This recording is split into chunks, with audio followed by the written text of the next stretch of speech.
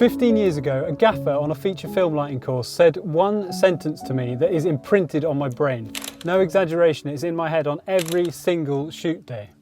In terms of filming and specifically lighting, I would say it's the one most important piece of advice I have ever been given. I look forward to sharing it with you in a few minutes, but you're going to have to wait. Until then, you've got to try and figure it out for yourself. What connects almost every shot in this video?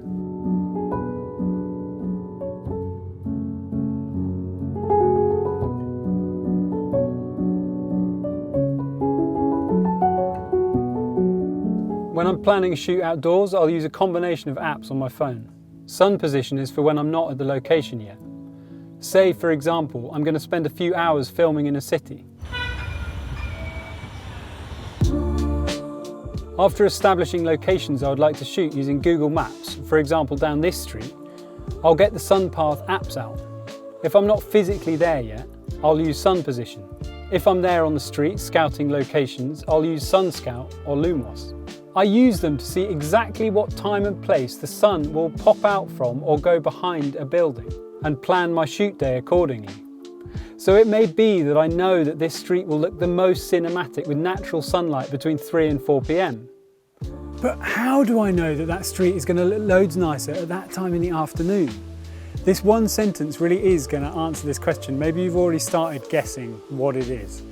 I started making films when I was only 7 years old, and for the first 10 or 15 years at least, maybe longer, I wasn't consciously thinking about the light, but I was always aware that certain shots just looked loads nicer than others, but I didn't really understand why. Anyway, back to the city. I know I can park easily and film from this place, and with this angle of view, the sun will rise exactly behind this building at 4:45 a.m. So I'll arrive there by 4:15 to get ready. The sun will set behind the forest here at exactly 7:30 p.m.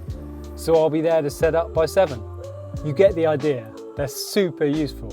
Once you start using them, you never look back. Another awesome thing about these apps is that you can choose any time in the future.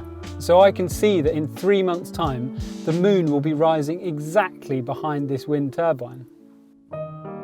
For an indoor shoot where you won't be blocking out natural window light, for example if you're filming in a company that's actually open, the same strategy applies. Say for example I've got a shoot in this house in a few days' time.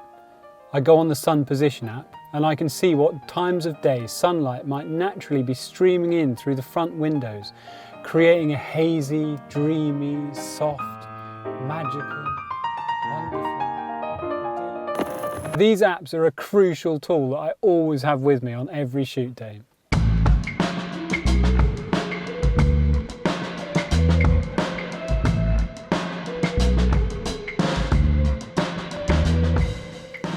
So it's all been about the sun up till now, but this same sentence, which is coming up in about 1 minute time, also applies to artificial lighting. This is the Lupo Dayled 2000. This isn't a sponsored video, by the way. And it's one of my favourite possessions. I absolutely love it. It's daylight balanced, it's 5.6 Kelvin. It's a 2 kilowatt light, but it only uses 300 watts. And there's a dual colour version as well. I use it on so many of my shoots just because it's awesome. But often I have it outside windows, actually in shot, and it just looks like the sun. When I'm doing that, I remove the barn doors, but often it can actually be still sitting on a normal light stand like this, and you just don't see the light stand at all because the exposure is just blown out completely. But yeah, it's an absolute cracker.